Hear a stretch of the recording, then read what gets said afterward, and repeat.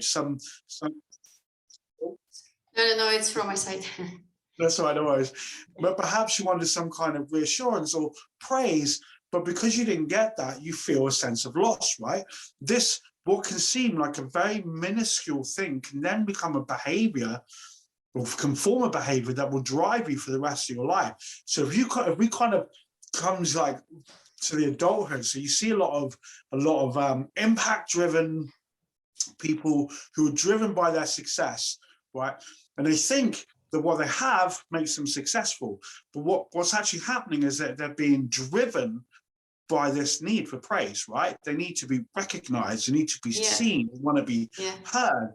In reality, so they're using this platform with their business. And I'm not saying that for a second this makes them a bad person. There's zero judgment in this.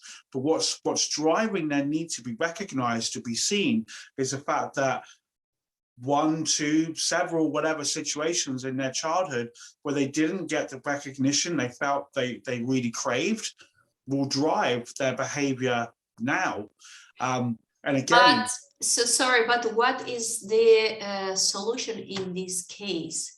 Well, sure, but like I said, in order to understand it, in order to get the solution, you have to kind of really delve into it. You have to understand that, like I said, sometimes even these most minuscule things will drive our behavior today, right? So, how do you find the solution for these?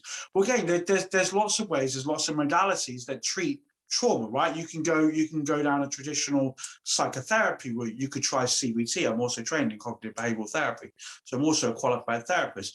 But in reality, what we need to do is to be able to go back to these childhood settings, because the majority of our traumas, the majority of our behavior is formed from childhood.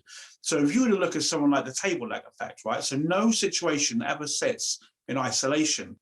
And our beliefs are formed from assumptions we make on experiences, right? So, for example, you might have this one experience of rejection where you didn't get the praise you needed. And then you have a second. And you might, like, at first you might be upset, and the second one you might think, oh, whatever. And then when it comes to the third, fourth, fifth, you start to form beliefs about yourself. Well, obviously, I must not be good enough, right? And if you look at, most people have some kind of thought where they're not good enough, they don't love themselves enough. The coaching industry actually talks about imposter syndrome. I'm going to talk about that in a moment. But like, oh, you're driven by your imposter syndrome. I'm going to put a line under that, just put it to a side for a second, because it's his own kind of kettle of fish. So we form these behaviors, and they become entrenched in our psychology, in our mindset, in our mental health and well-being. All these things kind of come together, right? So in order to overcome these kind of thinkings and beliefs, like what I do with my clients is I have like a several approach to effect. Right? We call this belief patterns. Sorry? We call this in the NLP techniques, we call this belief patterns. Yes, exactly.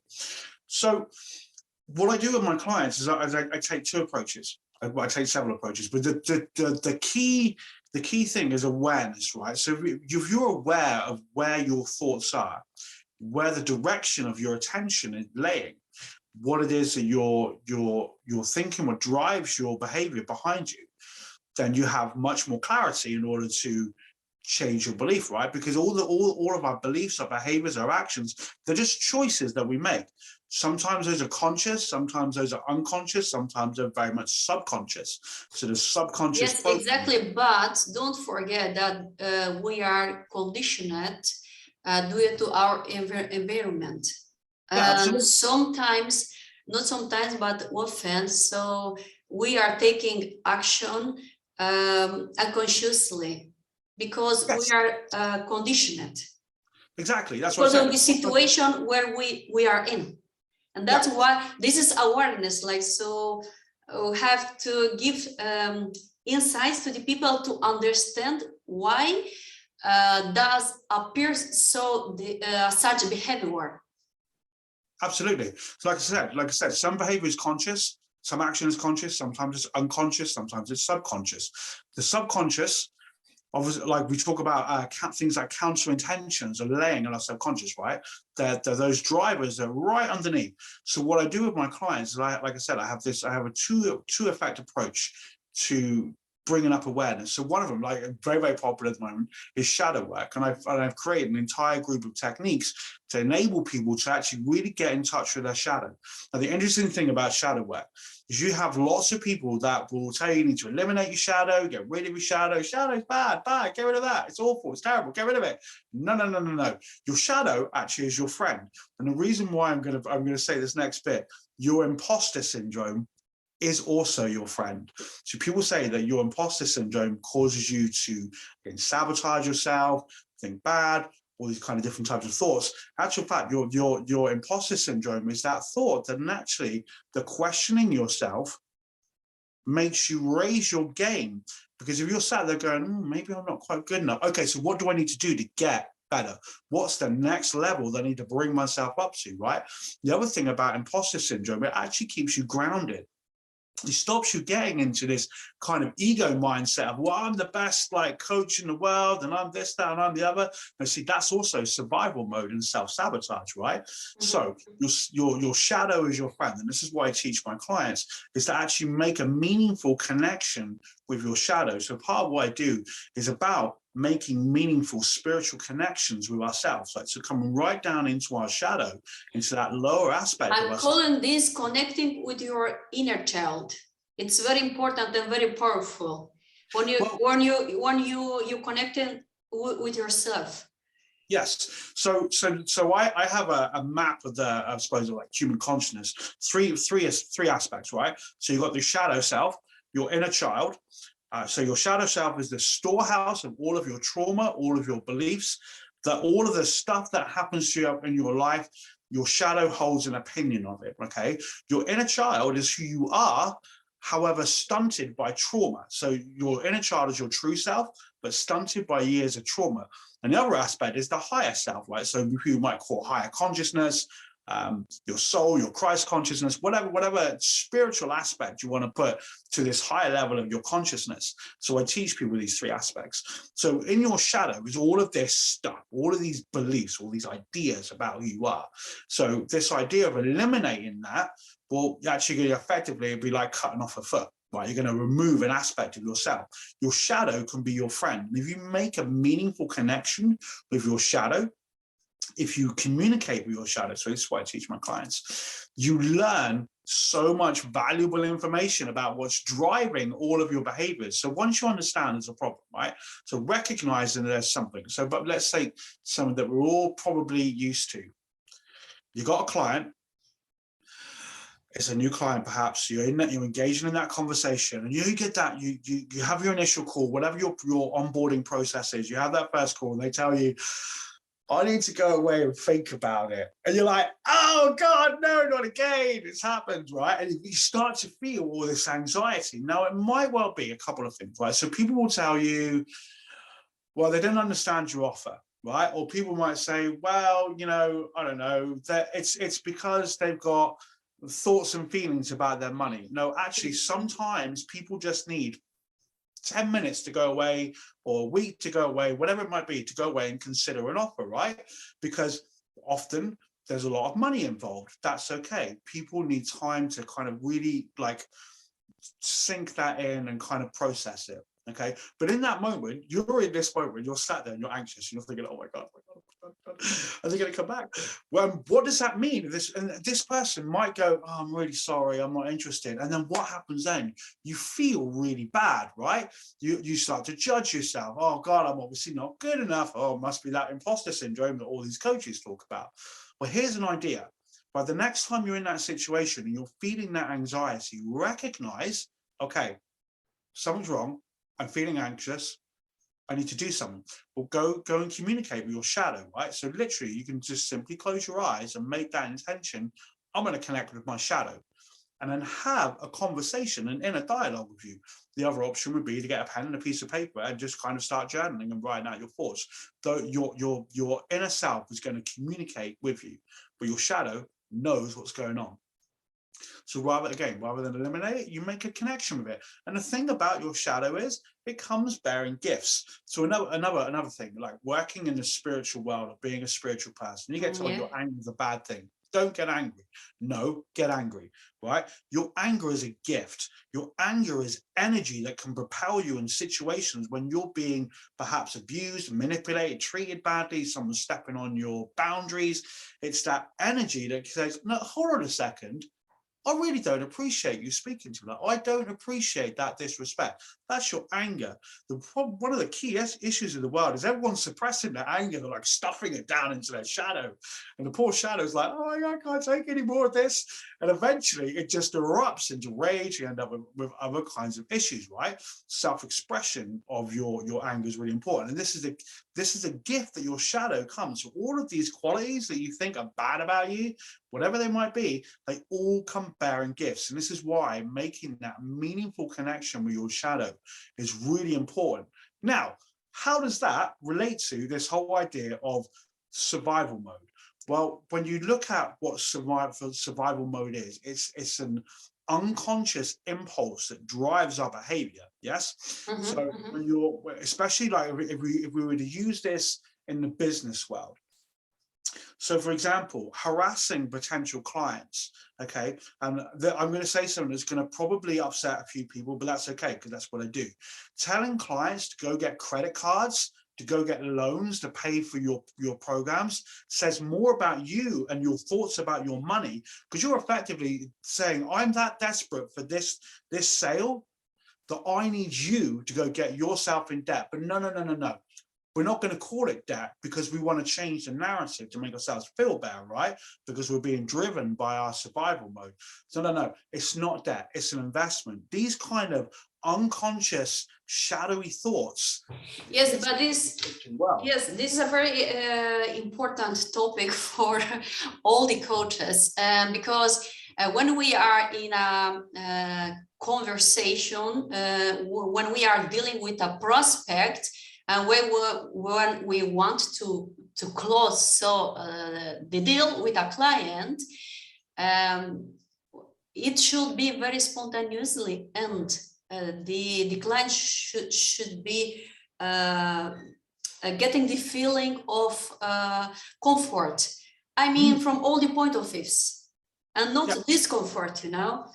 So what is causing the discomfort in this case? So for starters, it's for you to relax. Okay, if you don't get this, don't think this sale is the end of all ends, and that's another aspect of survival mode. Like if it's an immediate need, so it's that belief that, oh God, if I don't get this sale, that's it, it's all over for me. And there's a whole stream of thoughts that come with that. I'm not good enough, I'm not worthy, all of this stuff, okay, comes from being driven by your survival mode, which gets lack of confidence. Yeah, exactly. That's brought from your trauma, create an unmet need. Boom, you're in this survival mode, this constant drive. If I don't get it now, then I'm not good, I can't do it, I'm going to lose my house. All of these anxious, anxiety, stress-inducing thoughts. Just remember that just because someone doesn't like your flavor doesn't mean that that's the end of you, or that that's any kind of reflection on you. Because at the end of the day, everyone likes a different flavor, right? Not everyone likes vanilla ice cream. Some of us like chocolate. If I was to choose chocolate, vanilla is not gonna feel rejected because they didn't like the flavor, right? I like chocolate. So it just might well be that your offer isn't what the person's looking for. It might well be that they just don't have the money. That like all things, right? How many there could be many reasons, yes. And outside this all, it's what we have to take in account, because we don't sell. We are here to transform the life of another people to the better. And if we are gonna create this kind of awareness, and outside the sales, it's as well the exchangement of our personal energy. Absolutely. And actually, fact, you talk about selling. Okay, so let me tell you this, right? I've been in business 2 years. I've never sold a single program. Exactly, and this is a perfect statement, like so that we can teach another people. Yeah. So Okay, so if we go back to our cell-like situation where we're feeling all this stress, so we recognize something's amiss with us. If you're not feeling love, peace, contentment, happiness, one of those really good, like nice Confidence as feelings, well. yeah, confidence, any of those good, like vibrational feelings, then something's amiss, right? So you can go with your shadow, have that conversation, and your shadow's going to go, well, it's because you were stressed, because, and then back when you were a kid, like your parents always put this extra pressure on you whenever there was a test coming up, and it always made you feel really bad. You're like, oh God, I remember that. Cool. So what do you do with it next, right? You understand, you have the awareness. Awareness is great, but you need to do something else with it. So the other thing that I do is I take my clients to their inner child. So that it's that timeless part of you that, like I said, it's the true self stunted by years of trauma, right? And lots of people go, oh, you know, you shouldn't be childish or childlike. That's really bad. We're brought up with these ideas that we should put aside childish imaginings. No, no, no. And I tell my clients, it's one most important thing. Like, when was the last time you spent Saturday morning in front of the TV watching cartoons with a bowl of cereal? Do that. Your inner child will love it, and you feel so nurtured. This is the part of you that needs the love, that needs the nurture, that needs to feel safe and feel warm. And when you're stuck in survival mode, your inner child doesn't feel safe because you don't feel safe. You're not, like you said, you're not feeling that confidence. Yes. So you can take this. So when you look at it, you go, okay, so as a kid, my parents never perhaps, and again, I'm going to make this little point here that says that this isn't about blaming our parents for all of the things that we didn't get, like we didn't get the Barbie dream house or whatever it was that we wanted. It isn't about that, but it's about recognizing where we have unmet needs that are driving our behaviors today, right? So now, in this moment, we get to be the parent perhaps that we always wanted to. So our higher self effectively becomes our inner parent, our inner guardian, okay? And we go to our inner child, and again, this is a meditation, right? So you can, I have a specific way that I teach people to do this. You can simply close your eyes, to make that intention, okay, I want to connect with my inner child, and go within, connect with this young, small, beautiful aspect of yourself. And then whatever that is that you're missing, so the praise that you didn't get from your parents, the support, the recognition, whatever that might be, hold your inner child. If it's related to a specific age, so for example, let's do that test idea.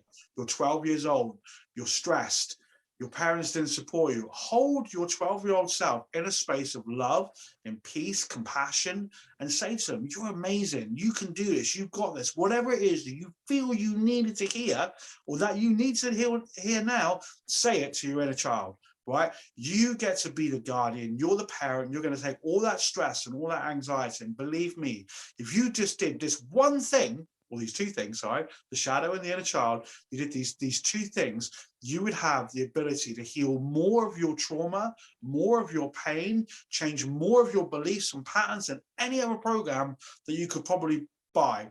And I have. But yes, but this is exactly what is causing mental blocks and emotional blocks. So that's what and the coaches, not only the people and journalists, should realize that this is exactly what is causing the blocks.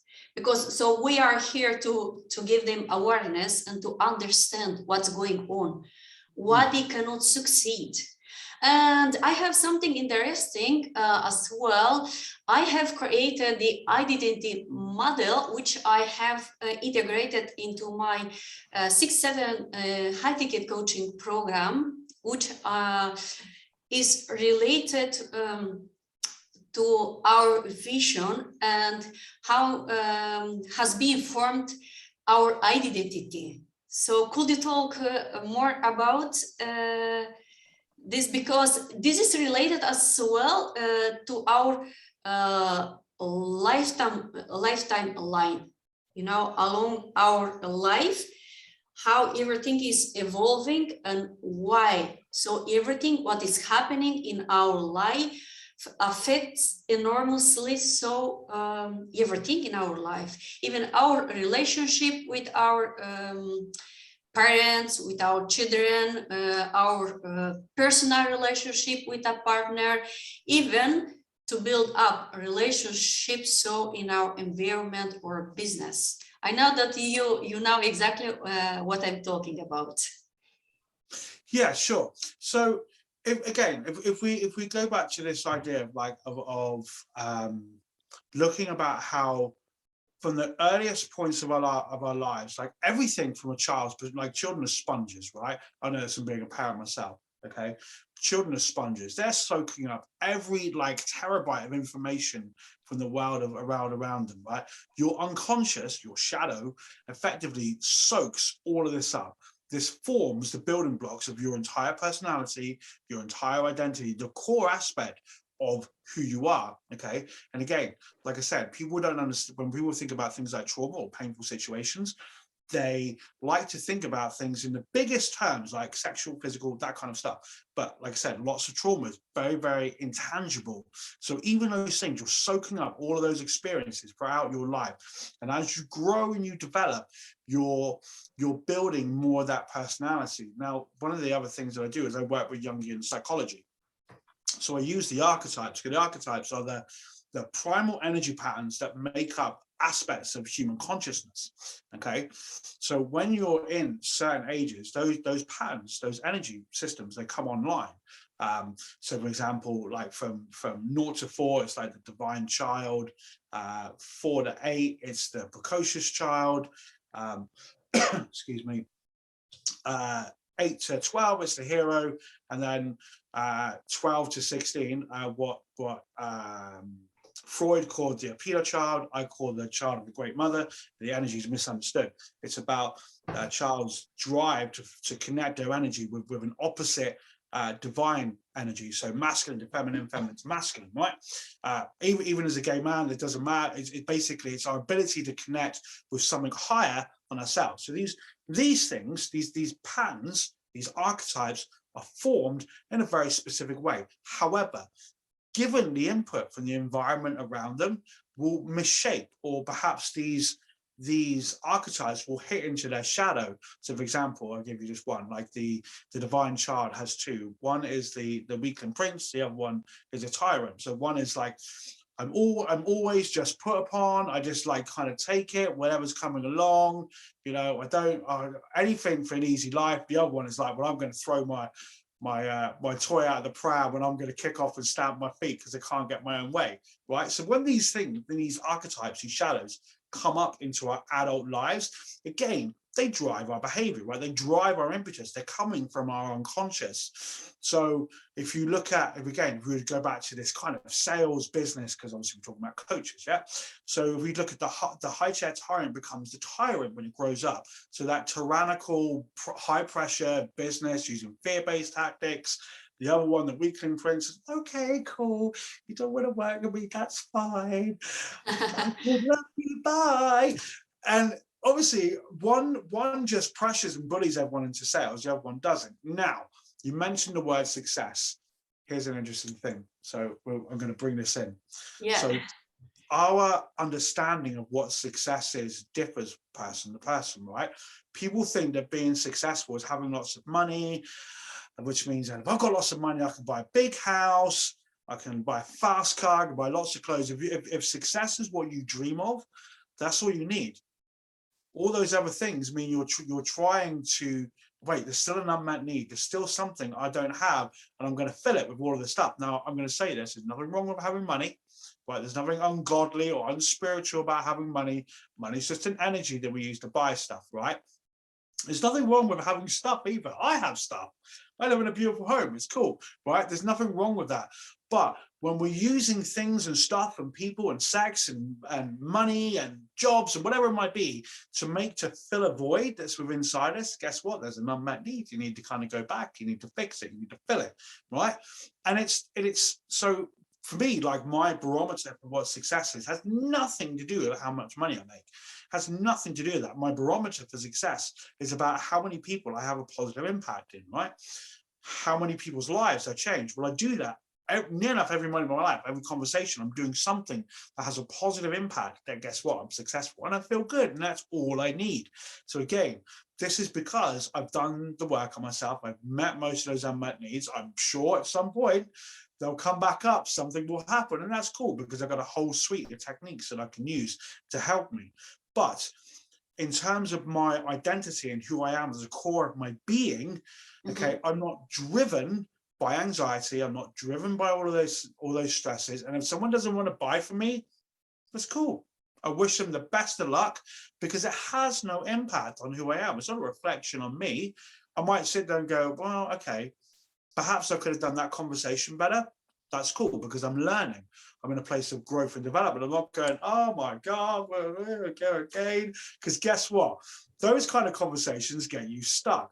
But saying, okay, the next time I'm in that situation, what would be the better words to use? Bigger and better questions, you'll bigger and better results, right? Growth mindset, all of that groovy, jazzy, NLP coaching and all that kind of stuff. But it doesn't reflect on me. I won't allow that to happen because at the end of the day, I probably just dodged a nightmare client or whatever it might be. My life is bad because just because that person didn't take me, I know there's going to be 3 or 4 behind them. I'm not going to allow distress. And I'm going to leave with one final point. If you constantly stress about getting clients, you miss opportunities to get clients because you shrink inside yourself. You're stressed, you're anxious, you're worried, you're thinking about the electricity bill. All of those kind of things will keep you stuck. If you just allow yourself to be open to the possibility, guess what? Possibility will come knocking at your door. That's getting out of survival mode. Yes, let's talk as well about the acceptance, because what many people don't understand that before they get the abundance that they really wish in their life, they should go on a higher dimensional level and to accept everything in their life. And what I have seen in the real life that many people, they are struggling with this problem. They want, but they don't know how to accept, how to embrace the abundance. They don't know how to connect with the abundance. Yes, absolutely. And that's actually a very good point. You're right. A lot of people have what's known as a defense against receiving, right? They want, like you said, they want the abundance, right? But they don't feel good enough. They worry about what it would mean. That's still a survival mode. They're still stuck in survival mode because they're fretting and worrying about, well, will the money change me? What will happen? What does this mean? Questions, questions, questions. And not all of those questions are questions that will elevate them, that will bring them into a higher state of awareness. They're questions that are going to bring them down. You're right. So although I would challenge the idea of accepting everything that comes your way, don't accept everything, because not everything that comes your way is meant to be for you. Sometimes you just have to understand the knowing between what's right for us and what's wrong. So actually, even though I've got, like, I don't know, 5 clients booked for this afternoon, I might only take one of them because the other 4, whilst they're going to give me a lot of money, might not actually be the best fit. And that's a really key point. Again, when you're struggling and you're surviving, and I know I've been in business 2 years, I've only been successful for 6 months of those because a lot of my mental mindset thinking and all of this stuff was not in alignment with what I wanted, and I was still stuck in some of that survival mode, which is odd because that's what I help you with, but because I understand from my experience where I went wrong. And part of that is not just accepting those 5 people, 5 people, I'm going to make 20 grand or whatever it might be. Yes, ka-ching. No. If anything, if you've got 5 potential prospects and you all want to buy, take 1, because guaranteed that the other 4, you have to understand whether or not these are actually really good fits for you. Because if you're sat there going, I don't really feel I feel a little bit uneasy about this person. If you're feeling uneasy about them, know that your intuition is speaking to you, right? So don't take them all just because they're money, right? Be grateful for the one that you did, because gratitude, again, opens you up into a space. But you can go from gratitude, which is very much like, oh, thank you, God, for everything I have. And that's cool, right? But you can go into appreciation, because whilst gratitude sometimes feel a little bit like supplication, like I said, oh, thank you, God, we can actually go into appreciation, which actually opens itself up, because we're just in a place of love, we're in a place of openness, we're in a place of acceptance. Now, I really appreciate this. And you think about, like, the difference between saying, you know, I'm really grateful for you, to I really appreciate you. There's a total energy difference. So Yes. appreciate the experiences that come along. And even those people that didn't buy, appreciate them as well, because you may have, if you, rather than feeling bad about it, if you allow yourself to appreciate the learning experience, you go, okay, right. So probably definitely don't want to use this word, this word, this word, this word. But if I do this, this, this, and this, it's going to probably work out better. And then you get to try it again and go, oh, okay, I'll make a different decision, right? Appreciate all of those experiences because they're learning opportunities. And you know, again, there's so much in all of these online spaces. Some of it's helpful, some of it's not, some that you resonate with, some of you won't. But just appreciate whatever comes along, whether it's that free course, appreciate it. If it's that free call that someone offers you, like, okay, sometimes it can be a bit like tiresome taking like 20 free calls a week to listen to someone talk about how they can help you. Be a bit appreciative, because sometimes out of that 15 minutes, there might be one line that changes the way you think, and you think, ah, okay, cool, fantastic. Wake up call. Exactly, exactly. Just be appreciative of those moments. Again, appreciation will bring you out of that survival mode, because again, you're not looking at what you don't have, about what you wish you could have. You're appreciating what you do have, and the more you appreciate what you currently have, the more of it you'll see. And that doesn't necessarily always translate to you'll have more of it, but what you'll see, you'll have more love and appreciation for what you do have. It will become that much more brighter, much more attractive. You might only have 3 clients at the moment, but if you appreciate that, you're like, wow, I've got 3 clients right now. Last week I had none. I feel really good. And the more you feel good about stuff, the better and more feel-good feelings come in. But again, if you get stuck into really stressed, really worried, really anxious, you'll shrink yourself. So yeah, appreciation. It's a fantastic. Yes, it's a fantastic topic. I have recorded a video about so positive vibes and how to keep in balance our energy and how to share so positive vibes with the world, with the people in general around us, because what we are focused on, that's exactly what we are attracting, right? And even the people on our path, it works by the same way.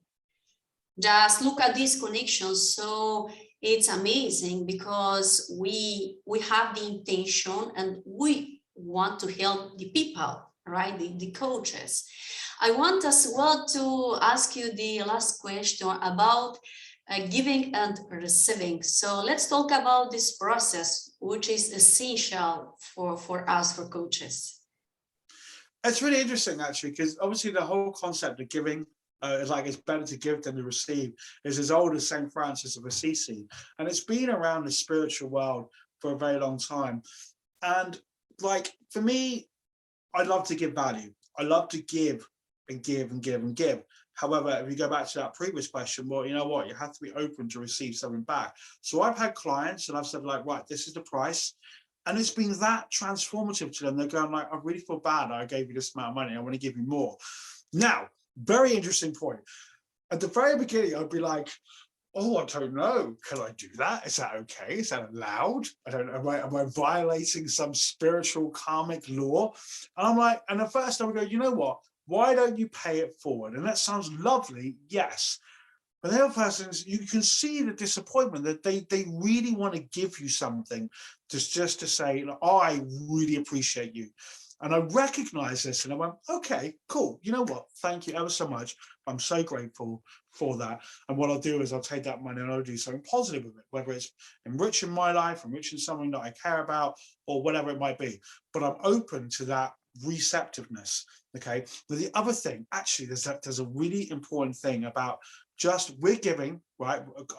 As coaches, teachers, healers, whatever it is, our program is our gift, right? That's our giving.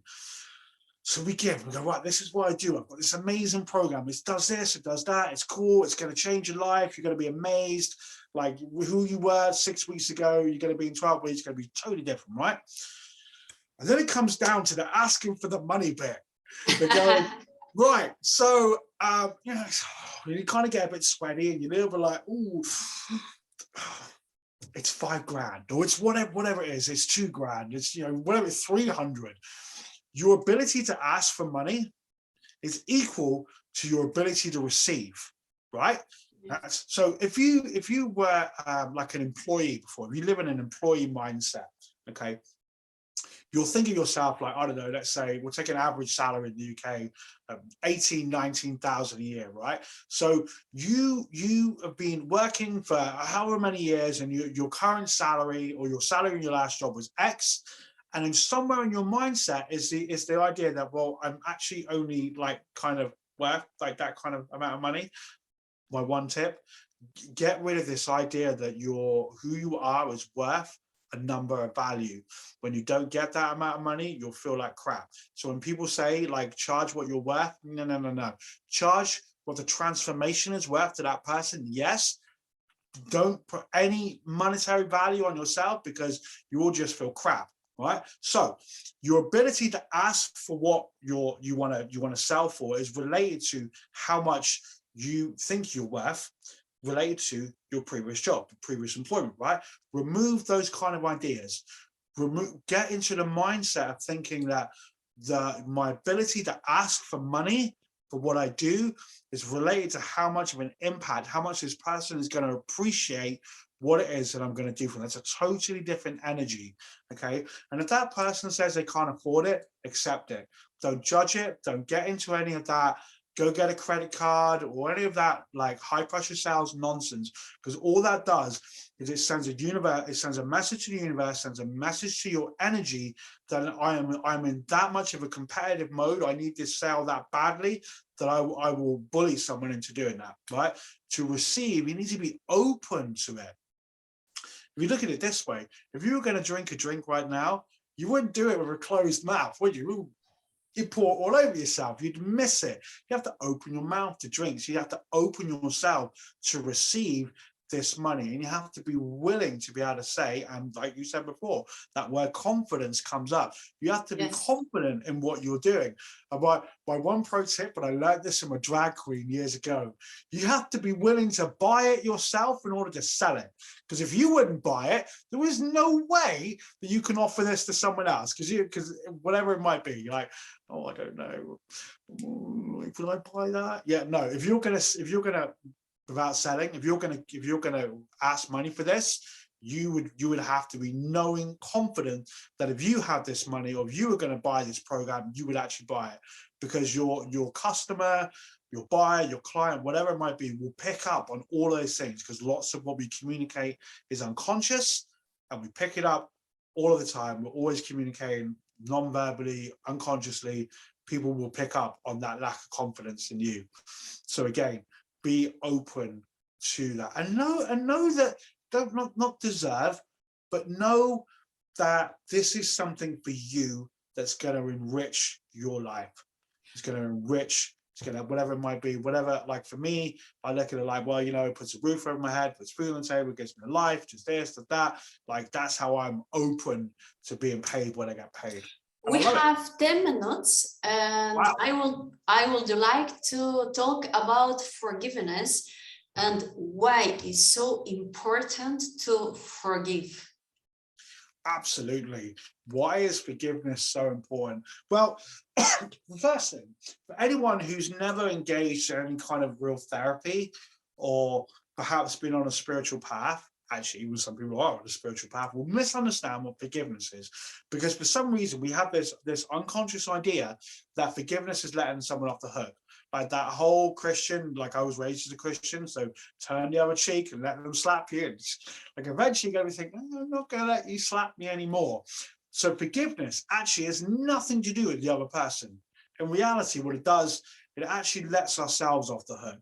It just creates a space between us and that situation that enables us to process whatever thoughts, whatever feelings, whatever emotions, whatever's coming up for us in relation to that. And in that space to process, we get to learn, we get to grow. But fundamentally, forgiveness is really important. If you're living a life with constant conflict with other people, you're in conflict with your colleagues, with other coaches, your family, your spouses, your kids, like everyone's in conflict with their kids, especially when the kids get to teenage years, it's like a nightmare. But if you're in that constant competition, like arguing and conflict with other people, something is going wrong. So practicing forgiveness for those scenarios, again, you're not letting anyone off the hook. What you're doing is you're creating a space for you to understand and become aware of how perhaps you might actually be contributing to that. Because this is another thing, right? We have this whole idea about people being victims, victim mindset, like you're either a victim or you're a perpetrator, or if you're a victim, you can become a perpetrator and vice versa, right? If we remove these kind of concepts out of our awareness and we stop seeing the world in terms of victim and perpetrator mindset, we're not a victim. Like I could look back at my life and say some of the situations, the trauma, the abuse that I've been through, I could well and truly slip into victim mindset and victim mentality and go, oh, what was me? My life is so terrible. No. I'm not a victim. But some of the people, they are in the position of a victim intentionally. Yeah, absolutely. Again, this whole idea through manipulations. This is the whole thing about being a victim, is that we're conditioned. Like I said, society, the world around us has these entire messages about who specifically people are. So if you're this person, if you're a guy, you're more likely to be a perpetrator. If you're a woman, you're a victim. I don't know, if you're a gay man, you're meant to be this. If you're this, you're that, or this. It has all these unconscious like messages that we're plugged into, that we're connected with, that form our understanding, our belief structure, the way we see ourselves in the world. And one of these things is this whole concept of victim. But in that, if we understand that we're no longer victims, then that means that in some way, perhaps we in some way contribute to it. Now, I'm going to, like, disclaimer at this point, if you've suffered a serious sexual assault, this is not me saying this is your fault. This is not about victim blaming, because that's just gross. But what I'm talking about is those arguments perhaps we have with our family members, partners. There's something unconscious that quite often that we contribute to the world around us. And sometimes that can actually be, if we go back to our archetypes and our shadows, if you're the weakling in everything, if you're always shrinking back into cowardice, if you're not expressing how you feel, expressing your feelings, then effectively you're allowing this to continue if you're not standing up for yourself, right? So in a way, unconsciously, and when we say unconsciously, that means we're not consciously aware of it, right? We didn't make a decision, go, I'm going to sit here and let you walk all over me. No, that's not what happened, right? It's an unconscious process. We're being driven by something that makes us do this.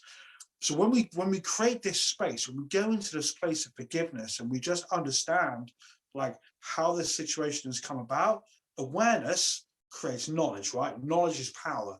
The more knowledge that you have of something, the more awareness you have, the more you create wisdom, the more you have the power to change the circumstances you're in. So that's the one aspect about forgiveness. The other aspect about forgiveness is it cuts you away from relationships that don't support you.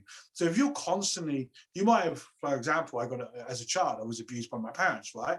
I could continuously think about that all the time, and I could be carrying my parents around with me wherever I go.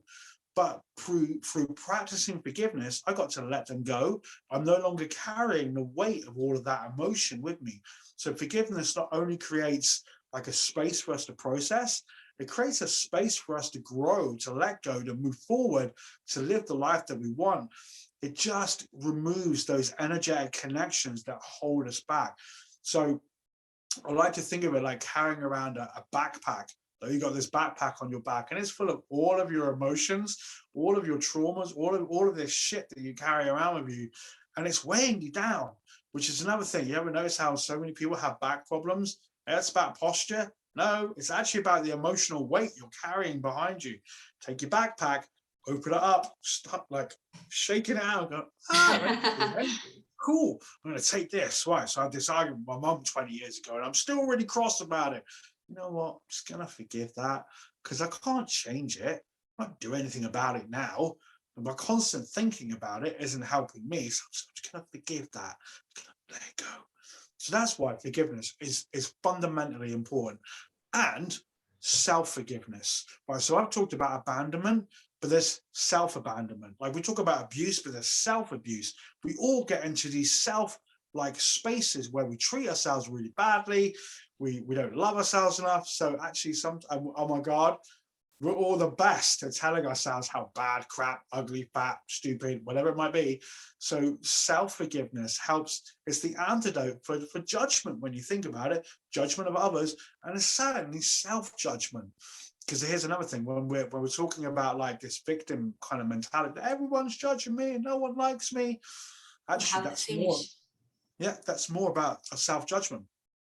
So thank you so much. In my opinion, this is an amazing interview, because everyone needs advice and guidance, because we all are in a learning process. We need to learn from each other. I want to thank you so much.